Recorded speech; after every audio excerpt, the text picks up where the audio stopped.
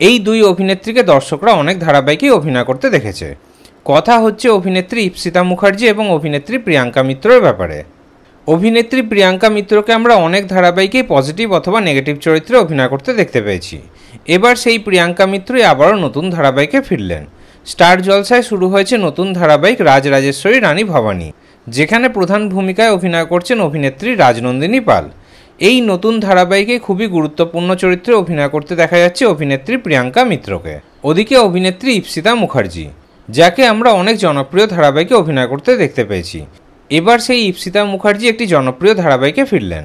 সম্প্রতি time slot পরিবর্তন হয়েছে মিত্তির বাড়ি ধারাবাহিকের, যেখানে আমরা প্রধান নায়ক নায়িকার ভূমিকাতে অভিনয় করতে দেখতে পাচ্ছি আদ্রিত এবং পারিজাতকে। সেই মিত্তির বাড়ি ধারাবাহিকেরই টাইম স্লট পরিবর্তনের পর ধারাবাহিকের নতুন ট্র্যাকে আসতে চলেছেন এই অভিনেত্রী।